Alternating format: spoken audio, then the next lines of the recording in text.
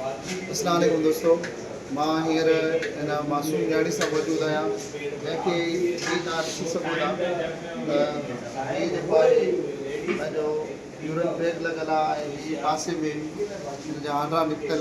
अॼु मां न्याणी सां गॾु मौजूदु आहियां ऐं उनखे ही अमानत आहे जेका हवाले थो कयां। जॾहिं असां हिनखे लाड़काणे खां रवानो कयोसीं तॾहिं बि मां 20,000 रुपया नंढड़ी जे हवाले कया ऐं हिन वक़्तु मुंहिंजे हथ में ही 2,22,200 रुपया आहिनि जेके मां हिनखे ॾियां थो। टोटल जेका इमदाद थी उहा थी वई 2,40,200 रुपया। पुट ही तव्हांखे जेको आहे अमी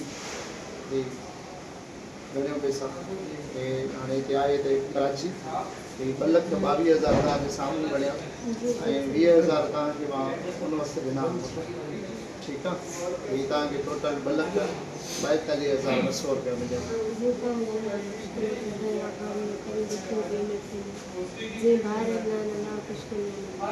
जी दोस्तों, मां सभिनी दोस्तनि जिन इतमाद कयो ऐं जिन जेको आहे असां सां न्याणी जे लाइ सहकार ऐं मदद कयो, अल्लाह ताला उन्हनि खे जज़ाए ख़ैर ॾींदो। ऐं फ़क़ीर अरसलान बि उन्हनि जे लाइ दुआगो आहियां। ऐं हीअ न्याणी खे असां अमानत पहुचाईसीं 2,42,200 रुपया ऐं ख़िदमतूं ही अलाह जी रज़ा जे लाइ। न्याणी खे वॾी तकलीफ़ आहे, वॾो दर्द आहे, पर जेकर कोई हिन जी मदद करणु चाहे त असां सां राब्तो करे अलाह साईं हुनखे बरकत अता फ़रमाईंदो। हींअर मां तव्हांखे ही लाइव जेको आहे ॾेखारे रहियो आहियां ऐं हिन वक़्तु मां न्याणी सां गॾु मौजूदु आहियां। अलाह तबारक व तआला ही असांजूं ख़िदमतूं पंहिंजी बारगाह में क़बूल फ़रमाए। असांजी कोशिशि आहे त अलाह जी रज़ा जे लाइ हर वक़्तु ख़िदमत कयूं। ऐं पुट हिन महिल तव्हां छा चवंदो, केतिरी तव्हांखे ख़ुशी आहे जॾहिं तव्हांजे इलाज जे लाइ कुझु बि न हुयो, हिन वक़्तु छा चवणु चाहींदो असांजे लाइ? ऐं जिन तव्हां सां हाणे ख़ुशि था आहिनि? हा, अलाह साईं बसि दुआ कजो असांजे लाइ।